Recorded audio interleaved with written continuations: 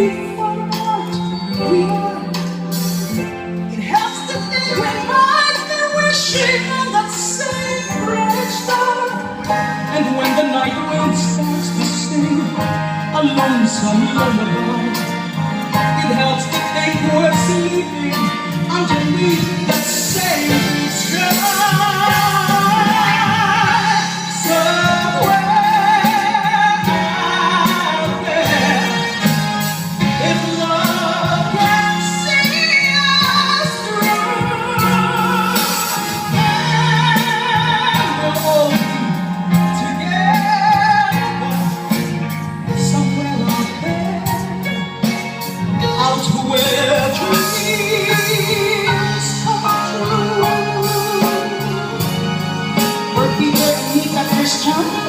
Don't lose your way with each passing day. You've come so far, 33 years, 31 years. Don't throw it away. Living, dreams are living, wonders are waiting to start. Live your story.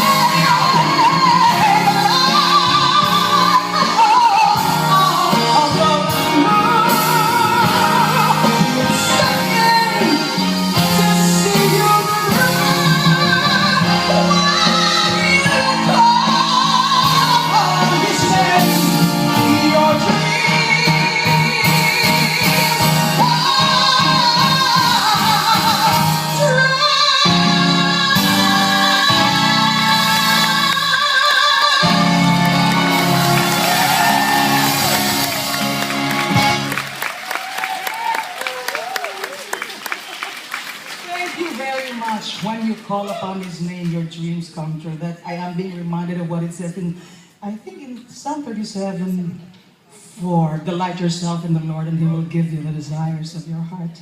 No? Mas klaro to. Mas klaro yun kaysa sa wishing-wishing.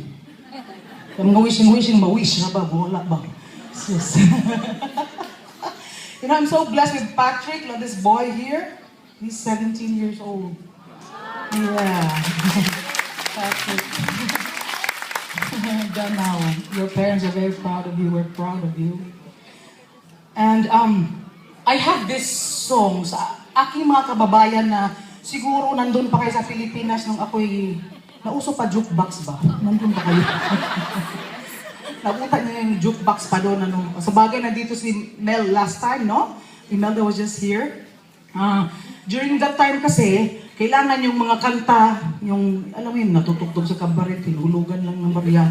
Tapos, taong kuwar alak, laklak, sabay iyak, ganun yung style ng mga kanta noon. And mind you, this is my only, the one and only jukebox hit sa aking pangalan. Kaya yan aking claim to fame sa jukebox. Talagang, nung mauso ang jukebox queen, nakahirit pa rin ako kahit sa buntot na lang. Nasali ako kay Eva Eugenio, kay Imelda Papin. Imagine, di ba? At saka nauso noon yung mga title, iisang piraso. Sabi ni Didi Reyes, nananabik. Ang sabi ni Imelda Papin, bakit? Sabi ni Eva Eugenio, tukso.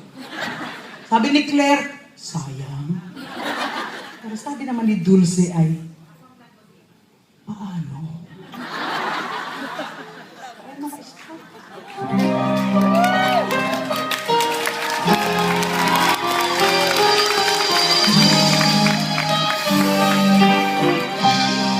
Paano kung wala ka na?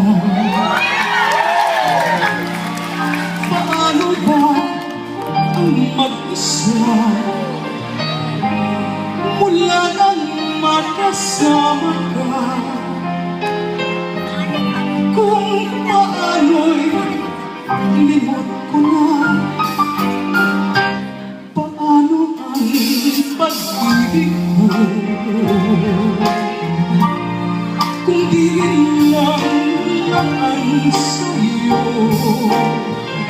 ang buhay ng